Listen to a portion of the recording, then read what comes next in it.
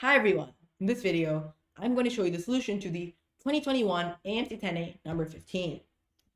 So basically, we've got to choose some values A, B, C, and D to be selected from 1 through 6 without replacement, so we're not having any two values repeated.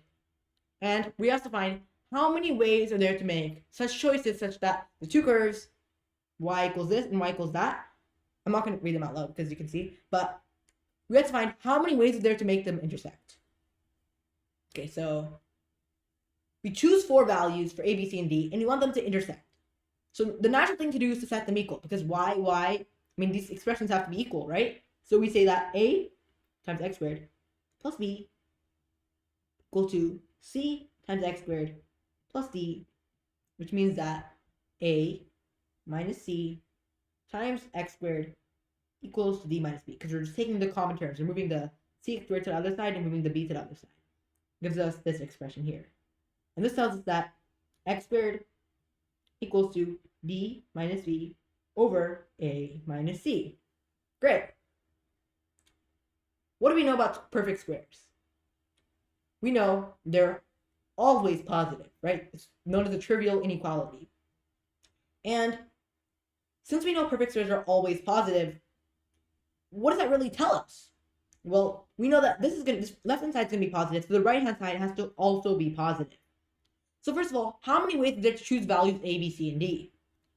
That's just going to be 6 choices for A, 5 choices for B, because again, we choose one value for A, now there's 5 choices left, times 4 for C, and 3 for D, which is going to be 360, right? So 360 possible values to choose A, B, and C, and D. So when will this equation be true? When will this equation actually be true? Is it going to be true in all 360 ways? No, because perfect squares are always greater than or equal to 0.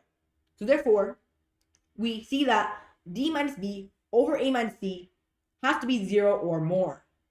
So basically, it can't be negative, because perfect squares cannot be negative. So what does that mean? Well, firstly, the different cases are, when will this be negative? Well, we can see that the number of ways where this expression is negative and positive is actually the same, because if D minus B is negative, let's say D is less than B, then we can flip D and D to get that B will be B minus D instead. So basically, if it's positive, we're going to find a corresponding value such that it's negative. So basically, for every value that D minus B is positive, there's going to be a corresponding way such that D minus B is negative. The number of ways of having D minus B over A minus C positive and D minus B over A minus C negative are equal. So that means that the total number of ways of having this be true is just 180. But there's something to watch out here. That D minus B or A or C could be 0. Because if it's 0, then it also does work. So we have to add that to our original cases. But in this case, we're lucky enough to see that they're selected without replacement, so no two letters have the same value. So we can have to have the case that D minus B can never be 0.